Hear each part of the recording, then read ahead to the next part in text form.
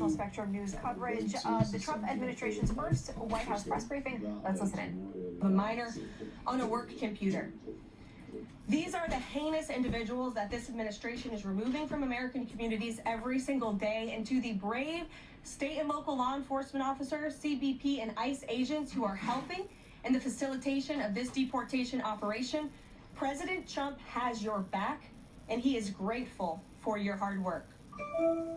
On the economic front, President Trump took immediate action to lower costs for families who are suffering from 4 long years of the Biden administration's destructive and inflationary policies. President Trump ordered the heads of all executive departments and agencies to help deliver emergency price relief to the American people, untangle our economy from Biden's regulatory constraints, and end the reckless war on American energy. President Trump also signed sweeping executive orders to end the weaponization of government and restore common sense to the federal bureaucracy. He directed all federal agencies to terminate illegal diversity, equity, and inclusion programs to help return America to a merit-based society.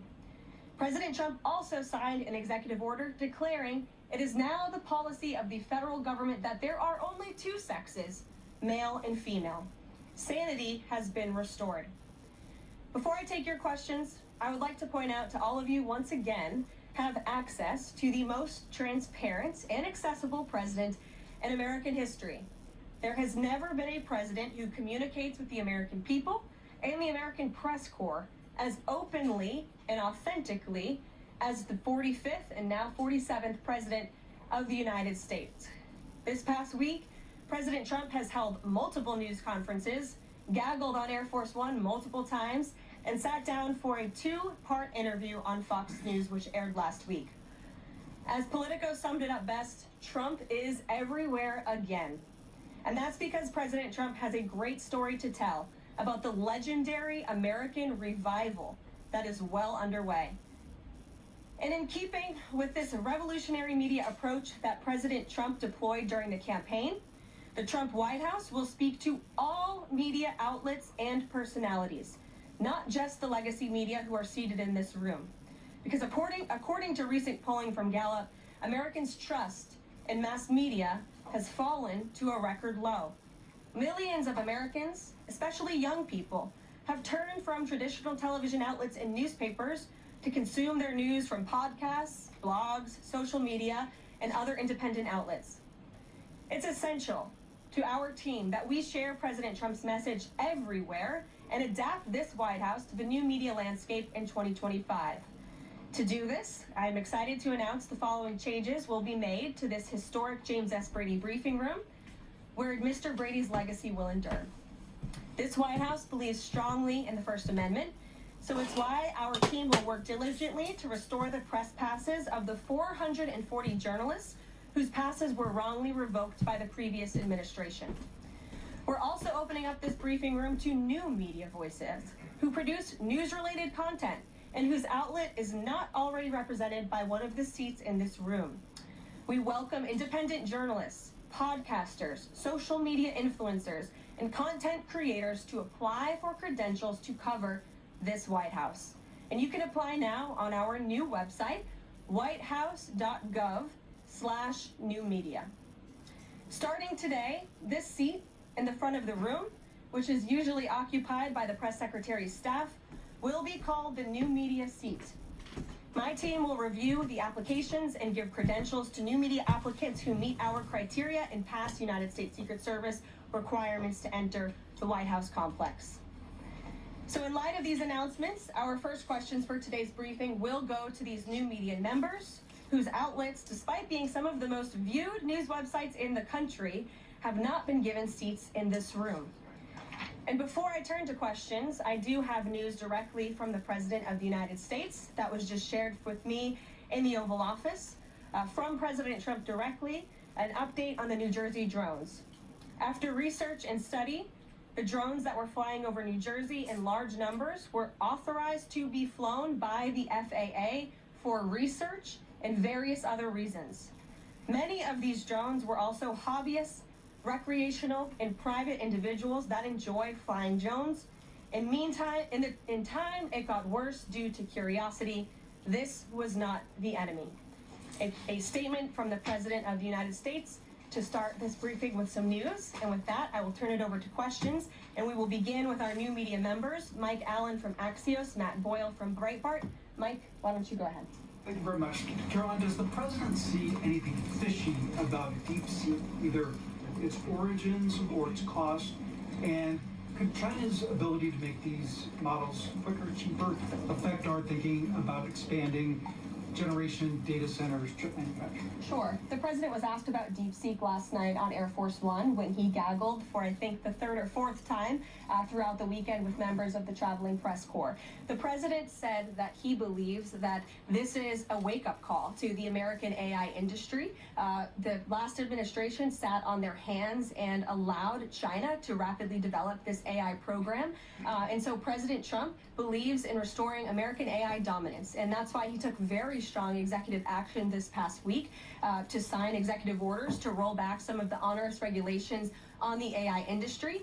And President Trump has also proudly appointed the first AI and crypto czar at this White House, David Sachs, whom I spoke with yesterday, very knowledgeable on this subject, and his team is here working every single day to ensure American AI dominance.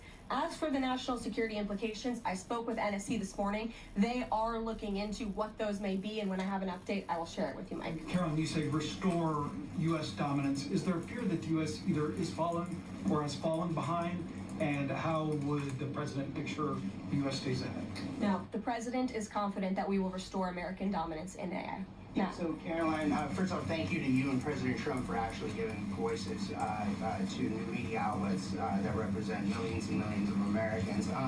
The thing I would add, I've got a two-part question for you. The first is just can you expand upon what steps the White House is going to take to bring more voices, not less, which is what our founder, Andrew Breitbart, believed in, into this room where they rightfully belong? Yeah. Absolutely. And as I said in my opening statement, Matt, it is a priority of this White House to honor the First Amendment. And it is a fact that Americans are consuming their news media from various different platforms, especially young people. And as the youngest press secretary in history, thanks to President Trump, I take great pride in opening up this room to new media voices to share the president's message with as many Americans as possible. In doing so, number one, we will ensure that outlets like yours, Axios and Breitbart, which are widely respected and viewed outlets, have an actual seat in this room every day. We also, again, encourage anybody in this country, whether you are a TikTok content creator, a blogger, a podcaster, if you are producing legitimate news content, no matter the medium, you will be allowed to apply for press credentials to this White House. And as I said earlier, our new media website is whitehouse.gov/new media. And so we encourage people to apply. Again, as long as you are creating news-related content of the day and you're a legitimate independent journalist, you're welcome to cover this White House. And secondly, Caroline, you said you laid out several of the actions that President Trump has taken. Obviously, it's a stark contrast to the previous administration of breakneck speed from President Trump. Can we expect that pace to continue as the first 100 days moves along here and beyond that? Absolutely. There's no doubt President Trump has always been the hardest working man in politics. I think that's been proven over the past week. This president has again signed more than 300 executive orders. He's taken historic action. I gaggled aboard Air Force One to mark the first 100 days of this administration, 4 p.m. last Friday, our first 100 hours rather. And this president did more in the first 100 hours than the previous president did in the first 100 days. So President Trump, I think you can all expect for him to continue to work at this breakneck speed. So I hope you're all ready to work very hard. I know that we are. Seek Miller. Thanks, Caroline. A question that we've asked your predecessors of both parties in this job. When you're up here in this briefing room speaking to the American public, do you view yourself and your role as speaking on, advocating on behalf of the president or providing the unvarnished truth that is, not to lie, not to obfuscate to the American people? I commit to telling the truth from this podium every single day.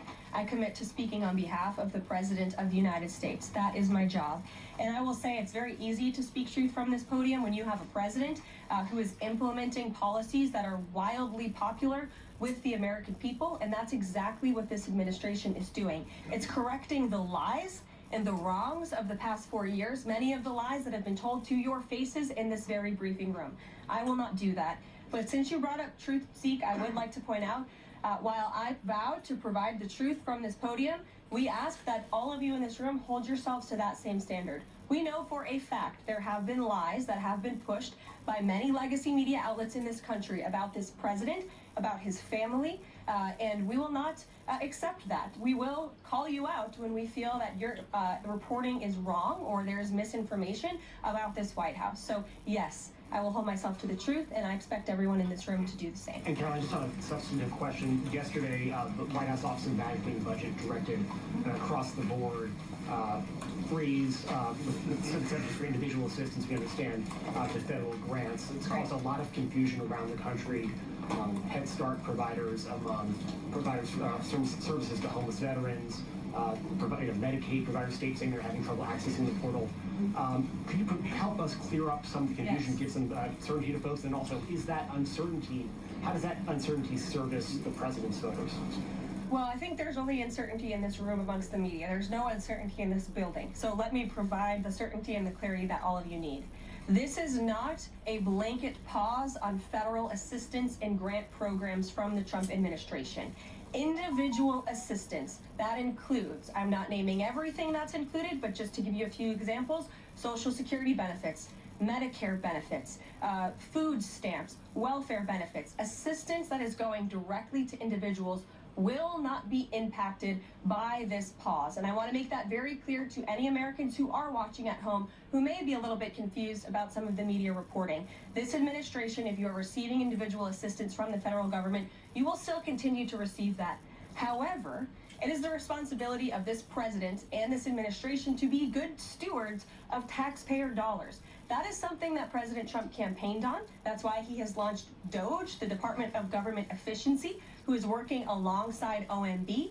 And that's why OMB sent out this memo last night, because the president signed an executive order directing OMB to do just this. And the reason for this is to ensure that every penny that is going out the door is not conflicting with the executive orders and actions that this president has taken. So what does this pause mean? It means no more funding for illegal DEI programs. It means no more funding for the Green New scam that has cost American taxpayers tens of billions of dollars. It means no more funding for transgenderism and wokeness across our federal bureaucracy and agencies. No more funding for Green New Deal social engineering policies. Again, people who are receiving individual assistance, you will continue to receive that. And President Trump is looking out for you by issuing this pause because he is being good steward of your taxpayer dollars.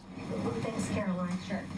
How long is this pause going to last, and how is the Trump administration recommending that organizations that rely on federal funding make payroll, pay their rent in the meantime?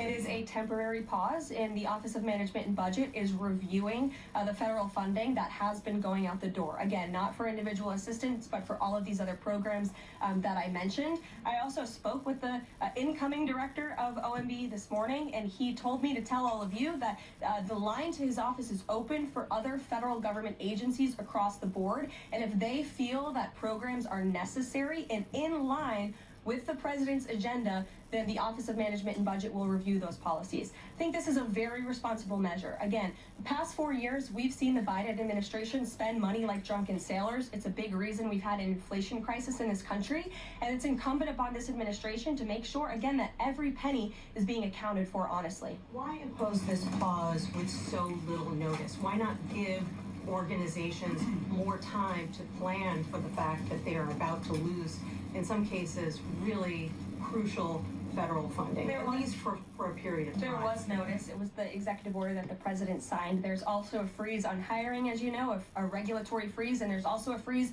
on foreign aid. And this is, again, incredibly important to ensure that this administration is taking into consideration how hard the American people are working, and their tax dollars actually matter to this administration. You know, just during this pause, DOGE and OMB have actually found that there was $37 million that was about to go out the door to the World Health Organization, which is an organization, as you all know, that President Trump, with the swipe of his pen and that executive order, is no longer wants the United States to be a part of. So that wouldn't be in line with the president's agenda.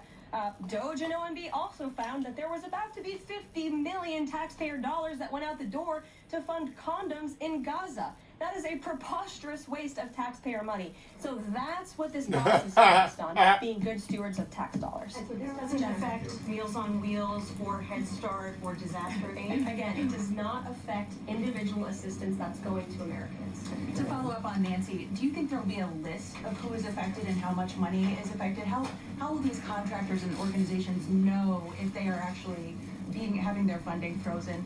And then secondly, if you're willing, can you just clarify, is the end goal of this to essentially challenge Congress or to prove that the president can withhold federal funding? In other words, is this an attempt to pick a fight to prove that he can do this? No, absolutely not. As it says right here in the memo, which I have, and I'd encourage all of you to read it, it says the American people elected President Trump to be the president of the United States and gave him a mandate to increase the impact of every federal dollar. This memo requires federal agencies to identify and review all federal financial assistance programs and supporting activities consistent with the president's policies and requirements. The American people gave President Trump an overwhelming mandate on November 5th, and he's just trying to ensure that the tax money going out the door in this very bankrupt city actually aligns with the will and the priorities of the American people. Yes. Welcome. You look great. You're doing a great job. You talked about transparency, and some of us in this room know how just transparent President Trump has been the last 5 or 6 years. I think you'll do the same. My question is, do you think this latest incident with the president of Colombia is indicative of the global, powerful respect they have for President Trump moving forward, not only to engage in economic diplomacy with these countries, but also world peace? Absolutely. I'll echo the answer that the president gave on Air Force One last night when he was asked a very similar question by one of your colleagues in the media. This signifies peace through strength is back.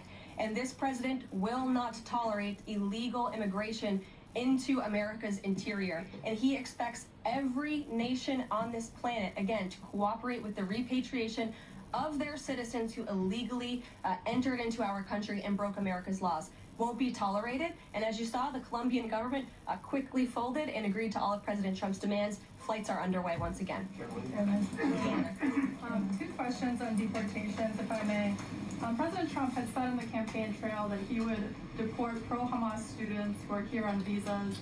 And on his first day in office, he signed an executive order that said, quote, the U.S. must ensure that admitted aliens and aliens otherwise already present in the U.S. do not bear hostile attitudes towards the citizens, culture, government, institutions, or founding principles.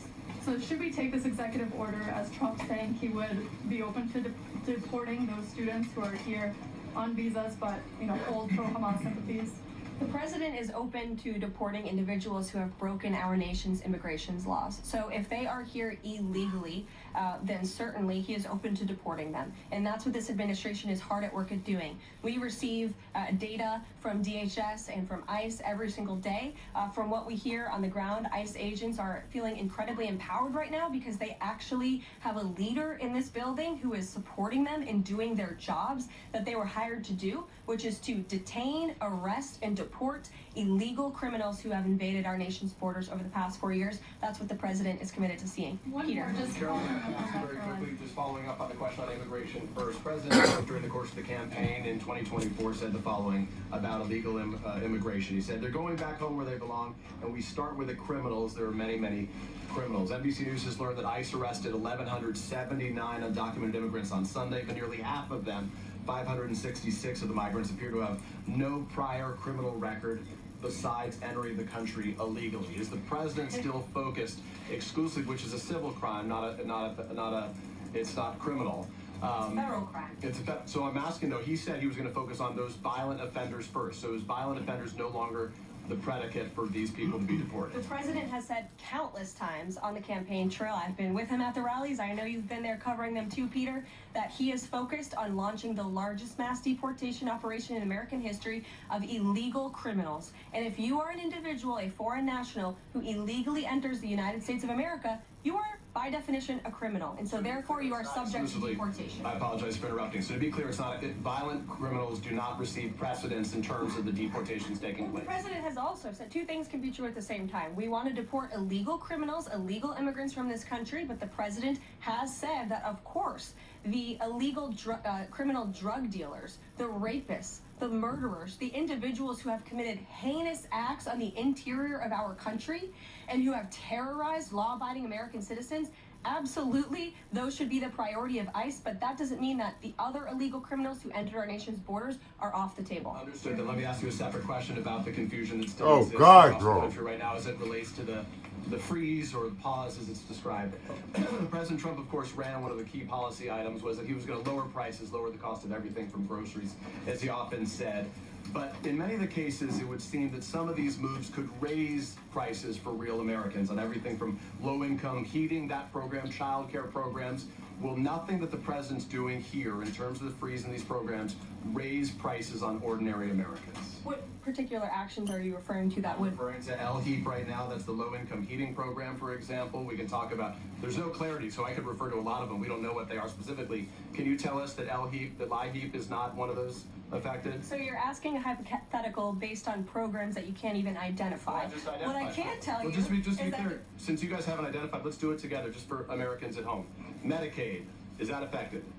I gave you a list of examples: Social Security, Medicare, welfare benefits, food stamps that will not be impacted by this federal pause. I can get you the full list after this briefing from the Office of Management and Budget. But I do want to address the cost cutting. Because that's certainly very important, and cutting the cost of living in this country. President Trump has taken historic action over the past week to do that. He actually signed a memorandum to deliver emergency price relief for American families, which took a number of actions. I can walk you through those. He also repealed many onerous Biden administration regulations. We know over the past 4 years, American households has been essentially taxed $55,000 in regulations from the previous administration. President Trump, with the swipe of his pen, rescinded those, which will ultimately put more money back in the pockets of the American people. So deregulation is a big deal. And then when it comes to energy, I mean, the president signed an executive order to declare a national energy emergency here at home, which is going to make America energy dominant. We know that energy is one of the #1 drivers of inflation. And so that's why the president wants to increase our energy supply to bring down costs for Americans. The Trump energy boom is incoming, and Americans can expect that. Please shut down. Thank you. Caroline, I think some of the confusion may be here with this pause on federal funding. You've made it clear you're not stopping funds that go directly to individuals, but there certainly are lots of organizations that receive funding and then may pass along a benefit. Meals on Wheels, for one. They provide meals for over 2.2 million seniors. What is the president's message to Americans out there, many of whom supported him and voted for him, who are concerned that this is going to impact them directly, even if, as you said, the funding isn't coming directly to their wallet? I have now been asked and answered this question 4 times. To individuals at home who receive direct assistance from the federal government, you will not be impacted by this federal freeze. In fact, OMB just sent out a memo to Capitol Hill with Q&A to clarify some of the questions and the answers that all of you are asking me right now. Again, direct assistance will not be impacted. I've been asked and answered about this OMB memo. There's many other topics of the day. Jackie Heimer. Indirect assistance, Caroline, is going to another organization and then trickling down. Direct assistance that is in the hands of the American people will not be impacted. Again, as I said to Peter, we will continue to provide that list as it comes to fruition. But OMB right now is focused on analyzing the federal government's spending, which is exactly what the American people elected President Trump to do. And one question, Caroline, on immigration. Of the 3,500 arrests ICE has made so far since President Trump came back into office, can you just tell us the numbers? How many have a criminal record versus those who are just Oh, God. All of them, because they illegally broke our nation's laws, and therefore they are criminals as far as this administration goes. I know the last administration didn't see it that way, so it's a big culture shift in our nation to view someone who breaks our immigration laws as a criminal, but that's exactly what they are. You may have one point the worst worst. They all have a criminal record. And welcome to the briefing. If they broke our nation's laws, yes, they are criminal. Yes. Thank you. On stripping security details for figures like John Bolton, Pompeo, Brian Hook, Senator Tom Cotton said that he's seen the intelligence and the threat from Iran is real for anyone who played a role in Soleimani's strike. He voiced concern it wouldn't just impact those individuals, but potentially their family. innocent bystanders, friends, anyone who's near them when they're out in public. Is the president open to reconsidering his decision? The president was asked and answered this yesterday, and he was firm in his decision despite some of the comments that you had referenced. And he's made it very clear that he does not believe American taxpayers should fund security details for individuals who have served in the government for the rest of their lives. And there's nothing stopping these individuals that you mentioned from obtaining private security. That's where the president stands on it. I have no updates on that. Is there any concern that this decision might jeopardize the administration's ability to hire the best advisors for these kinds of positions in the future? No, in fact, I've talked to the Presidential Personnel Office, who has told me directly that there is such an influx of resumes for this administration that it's incredibly overwhelming. There is no lack of talent for the Trump administration. Reagan, Would he take any responsibility if anything happened to these people? Would he feel at all that his decision was a factor in that? the president was asked and answered this yesterday. I defer you to his Thanks, comments. Caroline. Reagan, since you're in the back row, I hear you. The back row hasn't gotten much attention in the last 4 years, so I'm happy to answer your question. I can project. Does the president intend to permanently cut off funding to NGOs that are bringing illegal foreign nationals to the country, such as Catholic Charities? I am actually quite certain that the president signed an executive order that did just that, and I can point you to that. One more, Caroline. President Trump issued an executive order on increased vetting for refugees in visa applications. Part of that order was considering an outright ban for countries that have deficient screening processes. Has the president considered yet which countries might fall into this category, or countries like Afghanistan or Syria under consideration for a full ban? Yeah, so the president signed an executive order to streamline the vetting for visa applicants and for illegal immigrants in this country who are coming, of course, from other nations. It also directed the Secretary of State to review the process and make sure that other countries around the world are being completely transparent with our nation and the individuals that they are sending here. And so the Secretary of State has been directed to report back to the president. I haven't seen that report yet. We've only been here for a few days. One on the freeze in federal funding. Who advised the president on the legality of telling government agencies that they don't have to spend money that was already appropriated by Congress? Well, as the OMB memo states, this is certainly within the confines of the law. So White House counsel's office believes that this is within the president's power to do it, and therefore he's doing it. Okay, so they disagree with lawmakers who say that they don't have the power to freeze this funding. Again, I would point you to the language in the memo that clearly states this is within the law. And all that happened on Friday night. The administration fired several inspectors general without giving Congress the 30-day legally required notification that they were being fired. I think only 2 were left at DHS and the DOJ. And then yesterday we saw several prosecutors, I believe 12, fired from the Justice Department who worked on the investigations into the president. As you know, they are career prosecutors, therefore they are afforded civil service protections. How is the administration deciding which laws to follow and which ones to ignore? So it is the belief of this White House and the White House counsel's office that the president was within his executive authority to do that. He is the executive of the executive branch, and therefore he has the power to fire anyone within the executive branch that he wishes to. There's also a case that went before the Supreme Court in 2020, Scala Law LLC versus the Customs,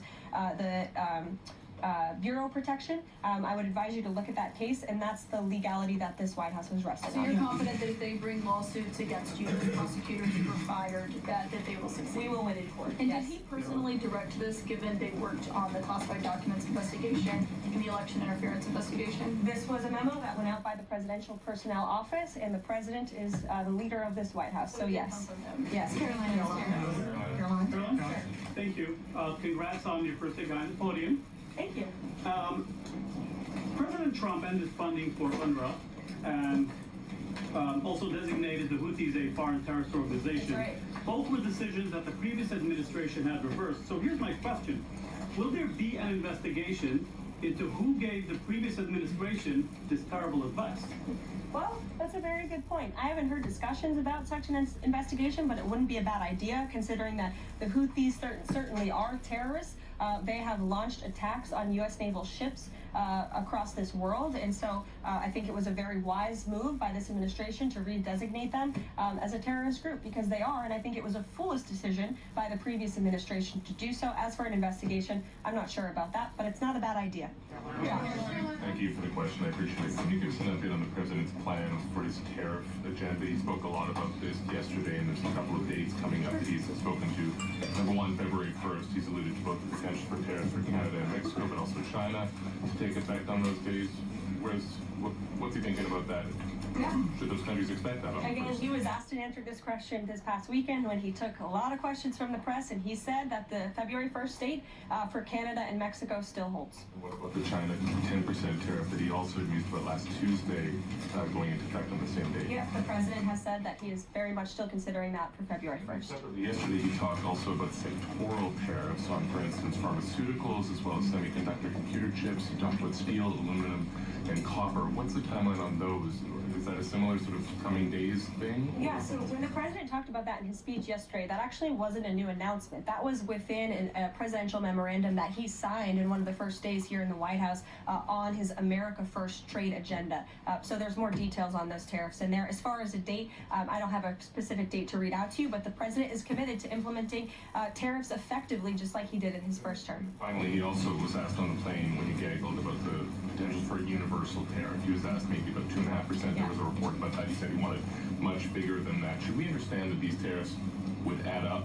You know, in other words, you might have country-specific tariffs like Canada, Mexico, China. You might have sectoral tariffs like on pharmaceuticals, as well as a potential universal tariff on top of that. Do these stack on one or the other, or would one sort of take precedence over another? All I can point you to is what the president has said on this front. The February 1st date for Canada and Mexico, also the China tariff that he has discussed. He rejected the 2.5% tariff. He said that was a little bit too low. He wants it to be higher. I'll leave it to him to make any decisions on that front. What the Mexicans and Canadians have done so far, do you have any comment on whether that has met the bar and what he wants to see on fentanyl? Thank you. I won't get ahead of the president again on advocating to foreign nations on what they should or shouldn't do to get away from these tariffs. The president has made it very clear, again, that he expects every nation around this world to cooperate with the repatriation of their citizens. And the president has also put out specific statements in terms of Canada and Mexico when it comes to what he expects in terms of border security. We have seen a historic level of cooperation from Mexico, but again, as far as I'm still tracking, and that was last night talking to the president directly, February 1st is still on the books. Phil. Thank you, Caroline. Quick programming note and then a question on taxes. In terms of programming, should we expect to see you here every day? How frequently will these press briefings be? It is a good question, April. So look, the president, as you know, is incredibly accessible. First day here, he wanted all of you in the Oval Office. You got a 60-minute press conference with the leader of the free world while he was simultaneously signing executive orders. I may add that's pretty impressive. I don't think the previous office holder would be able to pull such a thing off. So look, the president is the best spokesperson that this White House has, and I can assure you that you will be hearing from both him and me as much as possible. And then a question about tax cuts. The president has promised to extend the tax cuts from the previous term.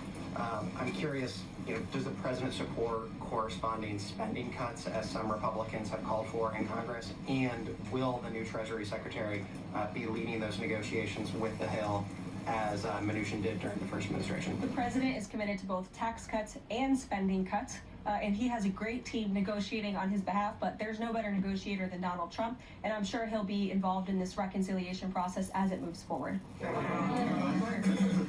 Caroline, in the announcement being made last night on the Iron Dome, it said the president had directed that the United States will build this Iron Dome. Yeah. When you read into the executive order, it seemed short of that. It asked for a series of studies and reports back from them. Can you tell us whether the president has directed this? And if he is this concerned on this issue, why the suspensions that we saw listed by OMB included so many different nuclear programs, non-proliferation programs, programs to blend down nuclear weapons, and so forth?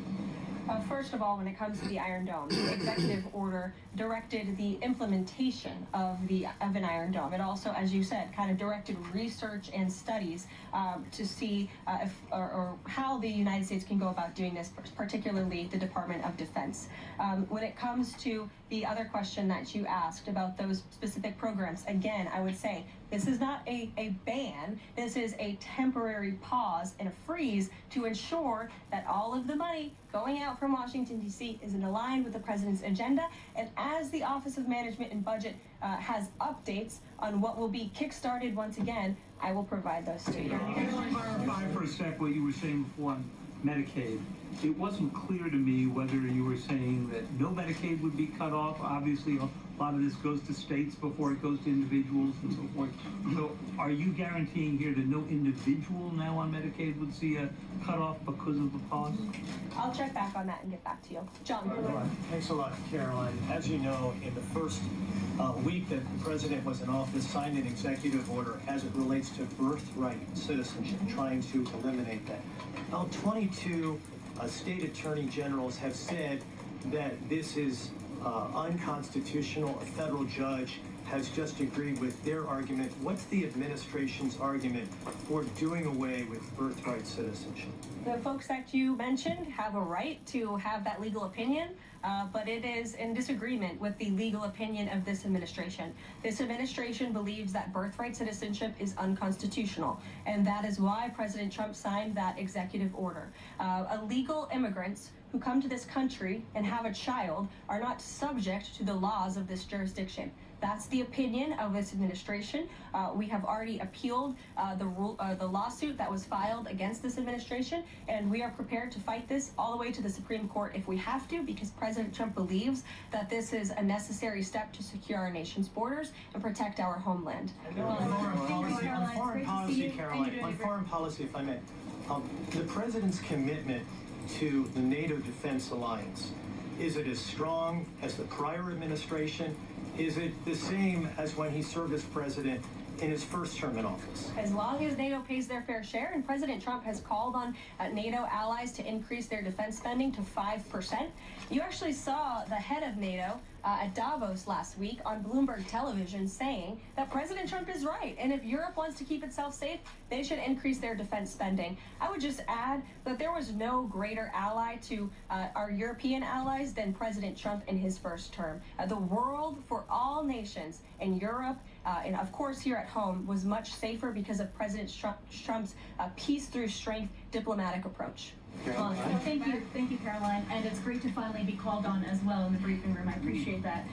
Of course, we know President Trump just got back from North Carolina and California meeting with victims of natural disasters.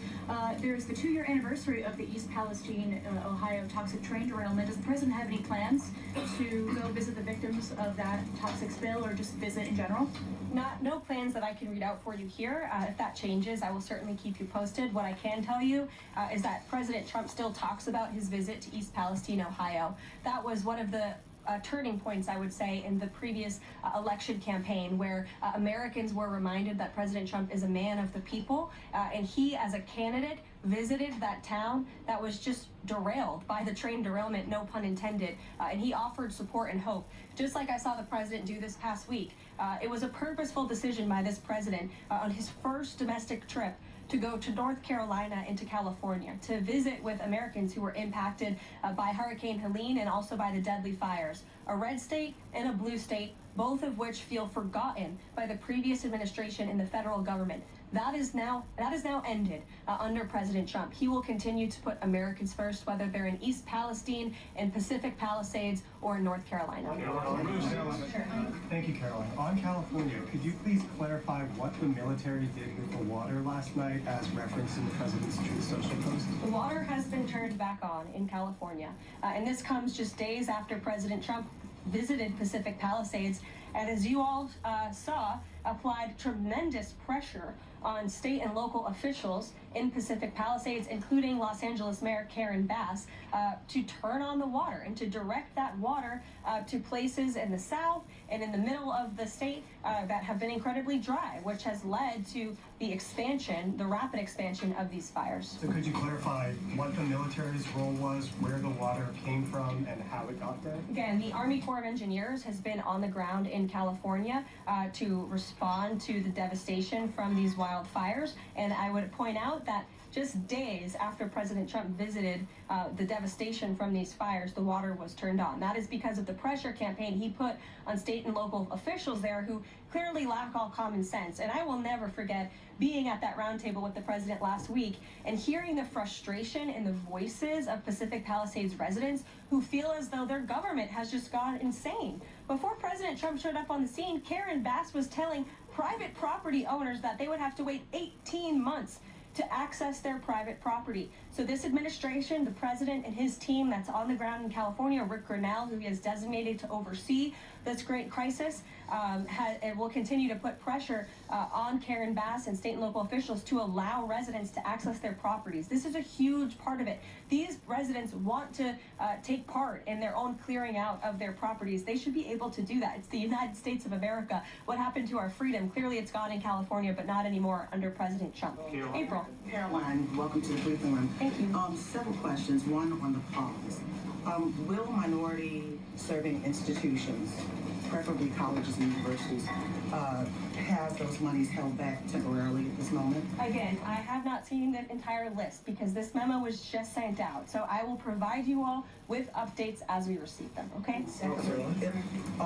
Also, secondly, when it comes to immigration, there is this southern border focus.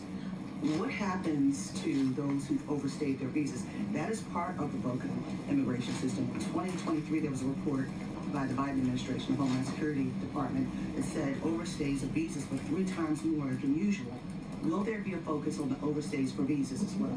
If an individual is overstaying their visa, they are therefore an illegal immigrant residing in this country and they are subject to deportation. And also, lastly, as we're dealing with anti-DEI, anti-woke efforts, we understand this administration is thinking about celebrating Black History Month. Have you got any word on that? Anything that you can offer to us? As far as I know, this White House certainly still intends to celebrate, and we will continue to celebrate American history and the contributions that all Americans, regardless of race, religion, or creed, have made to our great country, and America is back. Christian Dayton. Thanks, Caroline.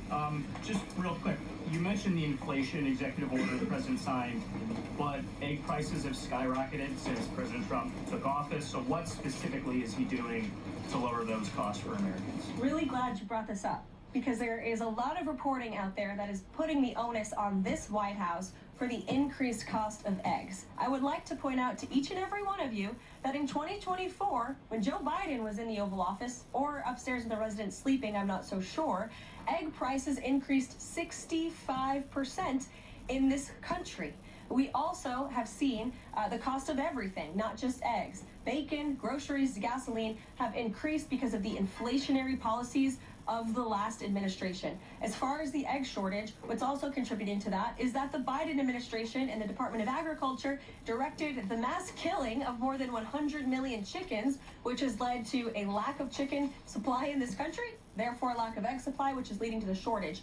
So I will leave you with this point. This is an example of why it's so incredibly important that the Senate moves swiftly to confirm all of President Trump's nominees, including his nominee for the United States Department of Agriculture, Brooke Rollins, who is already speaking with Kevin Hassett, who's leading the economic team here at the White House, on how we can address the egg shortage in this country. As for costs, I laid out the plethora of ways that President Trump has addressed saving costs for the American people over the past week. He looks forward to continuing and doing that in the days ahead. Are Medicaid portals down in all 50 states? All right. I hear that. Pull away from the White I House. hear that, shorty. The White House Press Secretary Caroline Leavitt You can handle your own at the podium. Briefing. It started shortly after 1 p.m. at the White House. Now 1:52 p.m. She answered questions about a number of different things. She talked about ending federal grants. Spoke about Josh, you just gonna try to mix it up, so executive orders, including on immigration. Fuck you. There have also been several high-profile raids. She talked about that, including in New York City today. She says that President Trump is not reconsidering revoking federal security details for former officials who have turned into critics. And she also said that a presidential investigation has found that those recent drones that unnerved so many residents of New Jersey had been authorized by the FAA and were not flown by hostile actors. She also, and this is at the very end there, this is of deep importance to Americans all over, she talked at length about the price of eggs. Prices, as I'm sure many of you have noticed, have spiked as the availability of them has also plummeted. We have a lot to talk about. Supply and demand. Now is a Spectrum political Simple economics. Alex Cohen. Alex, definitely thanks so getting much down for the fuck being out of here. Let's This see how bitch. much we can get to because there is a lot to digest. One order, and she was asked about this repeatedly, that has gotten a lot of attention and confusion, frankly, is that the Trump administration has frozen many federal grants. Now, she says that it won't affect direct assistance to Americans, but many Americans, of course, rely on federally funded programs, people who get those services. Family and court maybe work corruptions and for those abuses, organizations that get and federal all of its funding. stakeholders. And they may not be, quote unquote, directly funded, like Meals on Wheels, for instance. Can you tell us a little bit about what Caroline Levitt said about that? Sure thing. I think if there's one word that we can use to describe all of the topics you mentioned, Josh, and then some, is unflappable. Levitt was absolutely unflappable today. Quite extraordinary performance for the youngest White House press secretary ever at just 27 years old. She was, of course, asked about this breaking news, about this freezing of federal funding. And what she said over and over and over again is that this will not affect Social Security benefits, welfare benefits, things like Medicare. That may be true. However, as you mentioned, programs like Meals on Wheels, Section 8 housing, this funding goes to support veterans, police force members, firefighters, so many different folks. And I think we're going to start feeling the effects of this rather quickly already, just as this press conference was beginning, already a number of nonprofits filing a lawsuit in challenging this order. Right. They're not government services. Mention any of those things. They're She nonprofits. was very clear and decisive in terms of what she was going to focus on and what she wasn't going to talk about. So really her message there is don't worry about your Social Security benefits, but what to say about the kids who rely on meals at their schools. That might be stopping come 5 p.m. Eastern time today. Yeah. By the way, so full of analysis shit. wise, I definitely agree with you about being And now this unflappable. Kevin Taylor Fry Fowler is ass joining us. motherfucker. He is national political reporter, and he was in the room there. And Taylor, I want to talk about eggs. You know, all of these All right, topics that's that you it. talked Fuck about are that. certainly